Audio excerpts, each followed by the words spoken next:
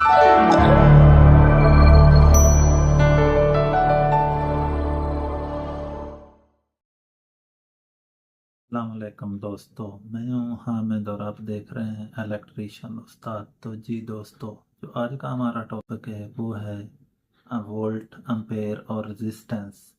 ये बिगनर के लिए बहुत ही इम्पोर्टेंट टॉपिक होने वाला है। अगर आप वोल्ट, एम्पेयर और रेजिस्टेंस के बारे में अच्छी तरह से जानना चाहते हैं तो ये वीडियो एंड तक देखें।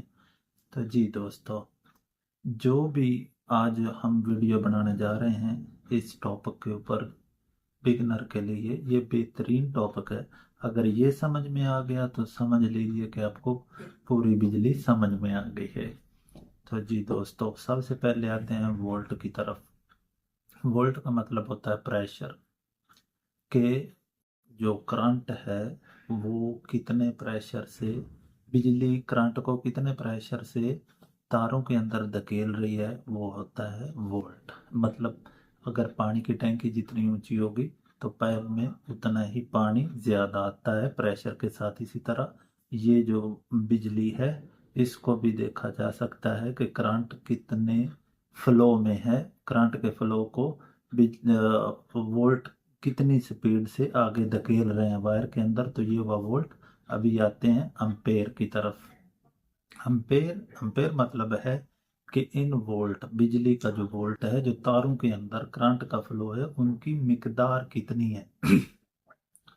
जैसा कि हम देख सकते हैं कि वोल्ट जो है वो प्रेशर है, और उस प्रेशर की मिकदार कितनी है। मसलन अगर आप एक नल खोलते हैं तो उसमें कितना पानी गुजर रहा है, पानी का नल खोलते हैं तो उसमें कितना पानी गुजर रहा है, हम इसी तरह बड़े डैमों और नहरों में नापते हैं। इसी तरह बिजली को अम्पेयर में नापते हैं। तो जी दोस्तों, दूसरी बात, तीसरी तीसरी चीज़ है हमारे पास रेजिस्टेंस। तो रेजिस्टेंस का मतलब है रुकावट।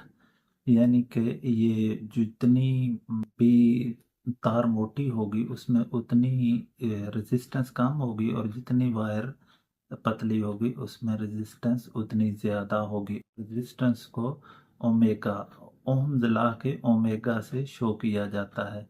और ये जो बिजली का बेसिक कंसेप्ट है उसका जो सारी बिजली का जो फार्मूला है वो है आर बराबर है आई ज़रब वोल्ट।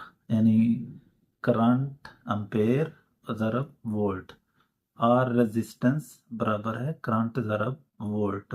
तो जी दोस्तों, जो भी बिजली का काम है उसमें यही फार्मूले के हिसाब से बेहतरीन हिसाब लगाया जाता है।